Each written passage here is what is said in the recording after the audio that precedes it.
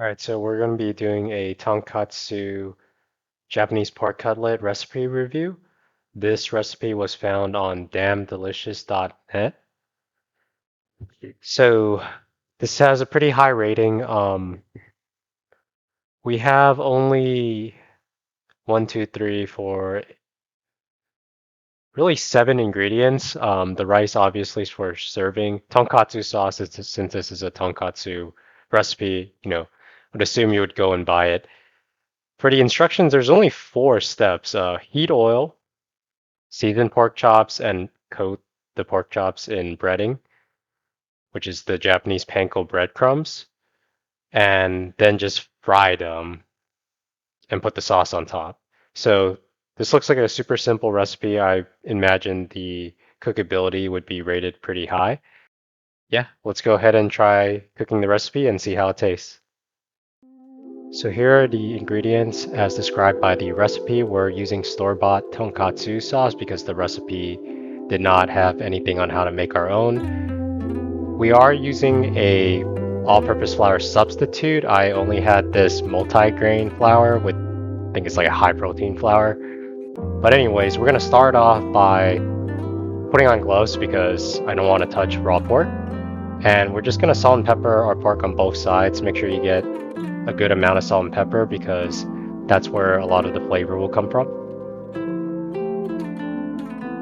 After adding salt and pepper, what we're going to do is we're going to put the pork into the flour and then put the floured pork into the egg yolk and put that coated pork into the breadcrumbs.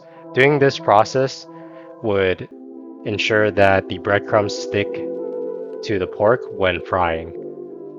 So I'm just showing you how to go ahead and do that. And we're just gonna run through our individual slices of pork. I bought sort of like these thin cut pork slices because it'll be way easier to fry and I don't have to use as much oil.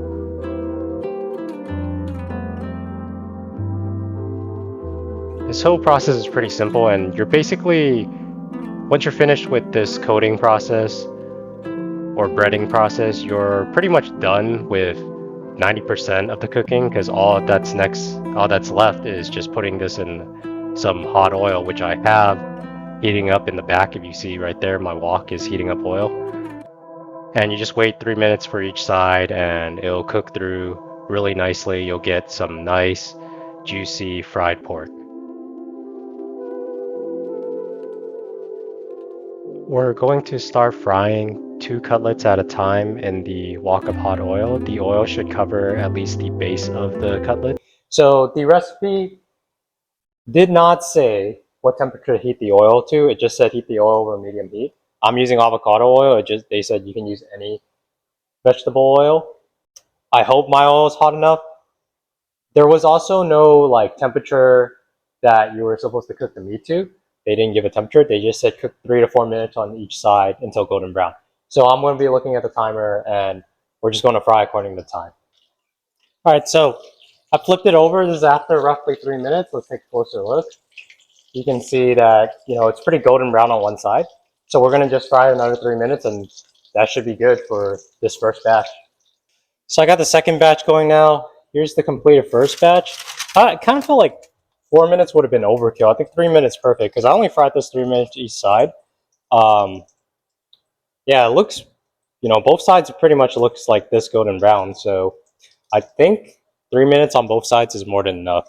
It could be that because I might have heated the oil, hotter than what temperature it was supposed to be, but they did not give any guidance on the exact temperature that it should have been. They just said heat the oil on medium high heat, which I did. Anyways, yeah, I'm gonna cook the rest, and then we're gonna do a taste test at the very end. Okay, so we finished frying. Here is the finished fried tonkatsu. Looks pretty good. We're going to go ahead and garnish it really quick with some fresh green onions.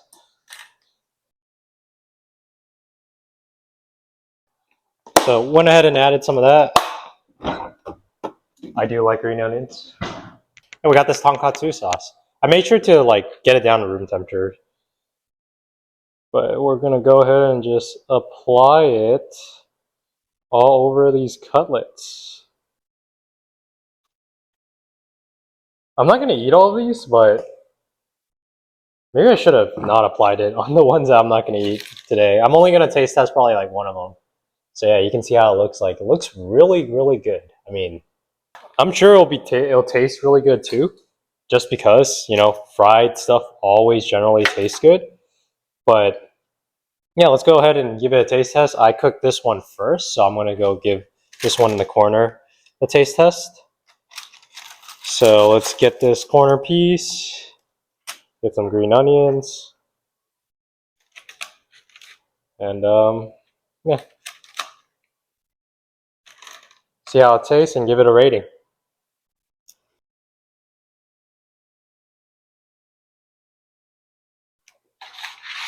Now let's take a close up look at this piece right here. See a cross section. It's cooked through perfectly. It's white, no shades of pink. On the other side, it's the same. Tastes exactly like how tonkatsu tastes. May add a little bit of sauce on this side. Let's see if I can get more flavor.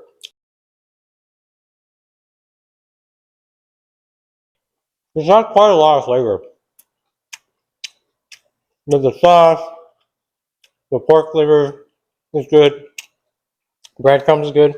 No, I just feel like this is because you can't really go wrong with like just fried pork cutlets. It's such a good basic staple food item that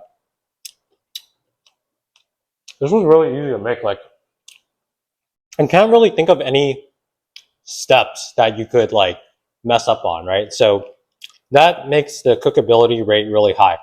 The only problem I had with the recipe was that they didn't really tell you what temperature you should have cooked it to, or what heat degrees Fahrenheit you should have heated the oil to, which actually is fine. But I think for a beginner's perspective, you might want those specific details. Just heating it on medium high, like depending on the oil you choose, you might like you could run the risk of going over a smoke point. So you want to be careful there, right? And it didn't really tell you how long you should have heated the oil, right? So I think because of that sole reason, I'm actually knocked the cookability down to an 8. But otherwise, it's like super simple. There's only 4 steps, really, right? So cookability 8 is still really good. Now for the tonkatsu itself, I mean, it tastes good. It tastes very standard for a fried pork cutlet. So it's a solid 7, I would say. Um, it's not like world beater. It is exactly how you would taste if you get a fried pork cutlet at like a local Japanese restaurant. I think you can just make it yourself and it'll taste just as good, to be honest. You could also like, I just follow the recipe as is, but I'm sure there's going to be other special variants you can add to the crust. Like maybe you can add some cheese to the crust, right? And then you have like a cheesy crust. That's what they do with Parmesan chicken. My previous video, you would like to check it out. So there's definitely variations. We are going to do other pork cutlet reviews. It's just I'm not going to put them all out at once because I don't have the time for that. Now I'm doing freestyle cooking every week. So you're probably going to see one review each month. And I will be doing the next 2 reviews on other variations of fried pork cutlet. So anyways, that was like a kind of a side note. The overall rating is a 7.5, 8 for cookability, and 7 for taste. So solid recipe, super easy. Anybody can make it. I don't think you would really mess it up. Don't be afraid to deep fry stuff. You really don't need that much oil. I like frying it in a wok because of that specific reason. But even with a skillet, you don't need that much oil. You only need enough to coat the bottom layer. So you don't have to like dunk the whole thing in oil, which makes this recipe really easy and friendly for beginners. Thank you for watching, and as always, have a great day.